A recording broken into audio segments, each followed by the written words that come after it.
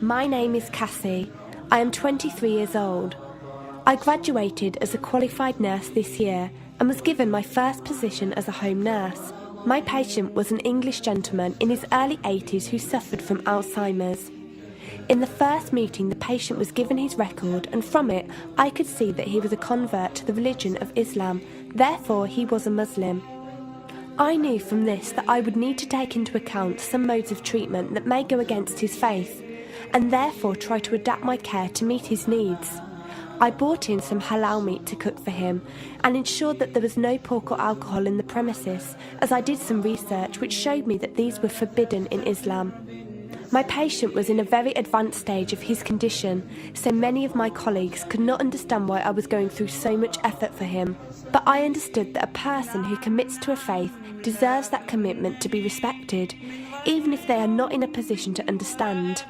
Anyway, after a few weeks with my patient, I began to notice some patterns of movement. At first, I thought it was some copied motions he'd seen someone doing, but I saw him repeat the movement at particular times, morning, afternoon, evening. The movements were to raise his hands, bow, and then put his head to the ground. I could not understand it. He was also repeating sentences in another language.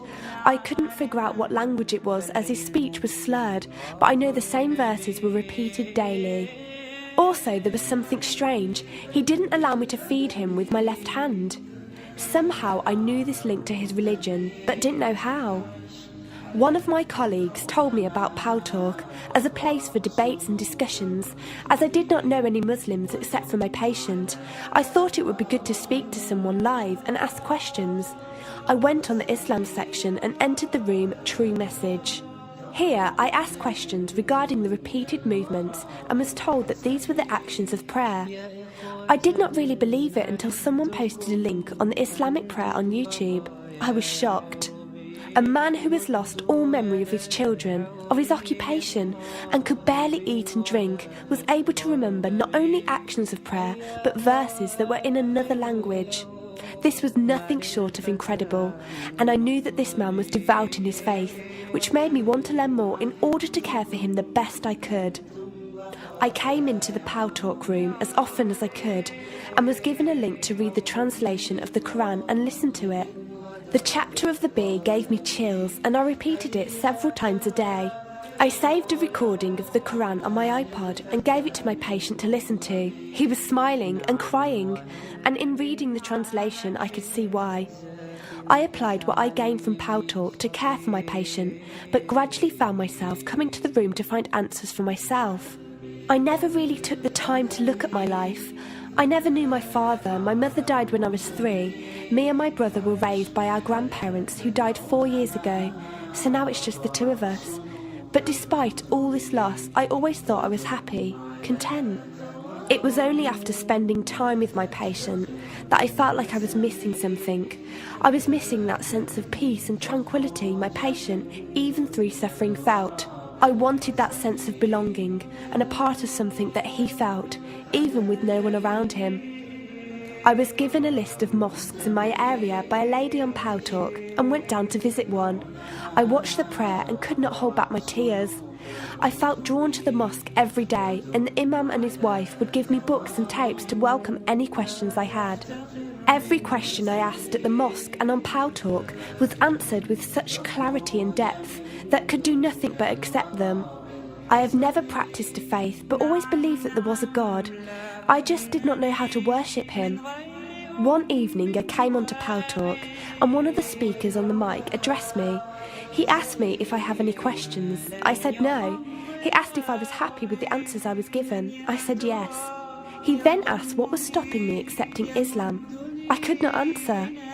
I went to the mosque to watch the dawn prayer. The imam asked me the same question. I could not answer.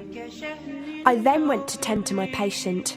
I was feeding him, and as I looked into his eyes, I just realised he was brought to me for a reason, and the only thing stopping me from accepting was fear. Not fear in the sense of something bad, but fear of accepting something good and thinking that I was not worthy like this man. That afternoon I went to the mosque and asked the imam if I could say my declaration of faith, the Shahada. There is no God except Allah. Muhammad is Allah's messenger.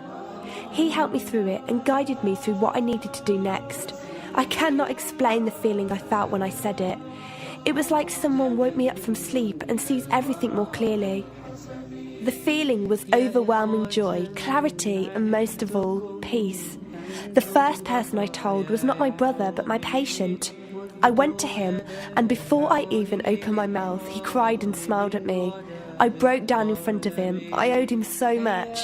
I came home and logged onto Talk and repeated the Shahada for the room. They all helped me so much, and even though I had never seen a single one of them, they felt closer to me than my own brother. I did eventually call my brother to tell him, and although he wasn't happy, he supported me and said he would be there. I couldn't ask for any more. After my first week as a Muslim, my patient passed away in his sleep while I was caring for him. Inna lillahi wa inna ilaihi raji'un. He died a peaceful death, and I was the only person with him. He was like the father I never had, and he was my doorway to Islam. From the day of my Shahada to this very day, and for every day for as long as I live, I will pray that Allah shows mercy on him and grant him every good deed I perform in the tenfold. I loved him for the sake of Allah, and I pray each night to become an atom's weight of the Muslim he was. Islam is a religion with an open door. It is there for those who want to enter it. Verily, Allah is the most merciful, most kind.